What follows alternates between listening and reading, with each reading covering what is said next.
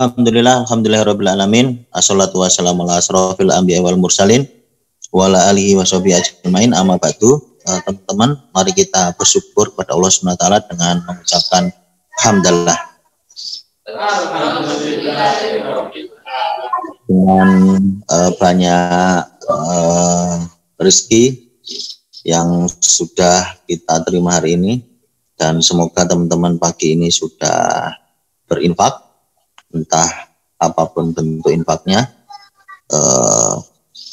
karena termasuk cara untuk mendatangkan rahmat Allah SWT, dan kemudian kita dimasukkan dari golongan orang-orang yang mendapatkan rahmat, termasuk yang mendapatkan ruang VVIP lah kira-kira, karena ketika kita dimasukkan ruang VVIP oleh Allah SWT, nama-nama kita disebut di kalangan orang dalamnya Allah SWT, para malaikat dan seterusnya.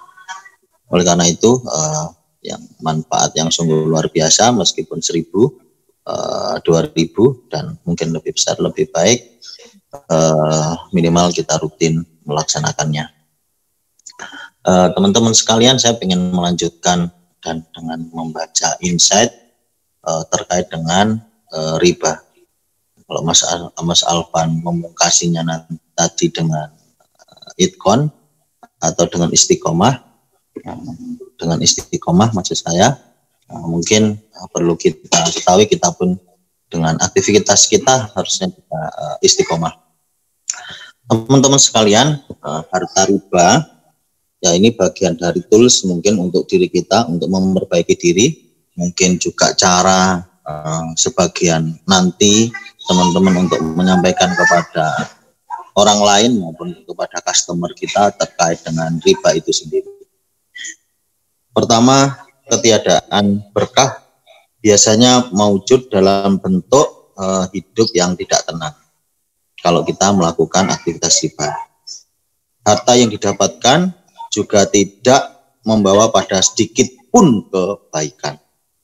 Buya Hamka dalam tafsir Al-Azhar bahwasanya kekayaan dari riba itu membawa sial, membawa dendam, dan membawa kebencian.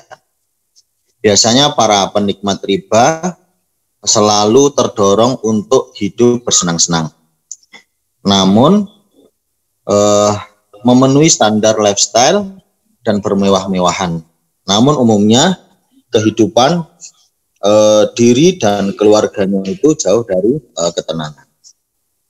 Bentuknya bisa beragam. Pasangannya merasa tidak bahagia, anggota keluarganya pun bergiliran silih berganti, sakit-sakitan, bahkan tidak sedikit di antara mereka yang terseret pada kasus perselingkuhan, atau anak-anaknya menjadi anak-anak yang salah jalan, entah bandel lah, entah pangkah, entah aliran apalah kan, dan seterusnya. Nah, mungkin kita berhindar harapannya dari hal-hal yang demikian. Sementara itu, musnahnya riba pada diri penikmat riba adalah dalam bentuk hilangnya harta dan jatuh miskin. Boleh jadi habisnya mereka juga karena meningkatnya terus standar hidup mereka. Jatuhnya mereka dalam kondisi miskin pun terus semakin menyeret kondisi hidupnya dalam kehidupan yang lebih dalam. Jadi uang sebesar apapun selalu habis, tidak tersisa. Hartanya tidak pernah menjadi jalan bertambahnya kebaikan, baik bagi diri, keluarga, organisasi, maupun untuk orang lain. Harta yang didapat dari riba, aktivitasnya yang didapat sebelum aktivitas riba itu juga sangat kemungkinan akan terseret. Seringnya pada hartanya ludes sebagaimana dimakan api. Lebih dari itu, kemudian harus menanggung utang yang senantiasa bunga berbunga, yaitu jahiliyah, dan yang terus-menerus membebani hidup dari kita. Sudah terlalu banyak bukti dan fakta di sekitar kita. Tragisnya beberapa kasus berakhir dengan bunuh diri dan pelakunya tidak lain tidak tahan dengan jeratan hutang riba.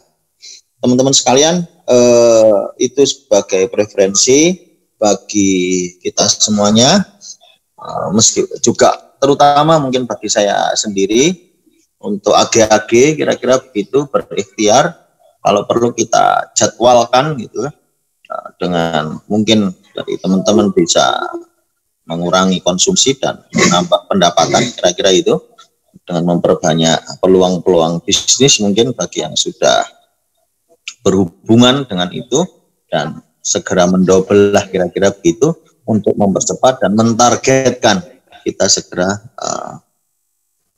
terlepas dari hutang riba. Dan tentunya kita meminta, mengharap, merajuk pada Allah SWT untuk bisa segera dimudahkan kita lompat dan kemudian kita hidup tanpa hutang riba.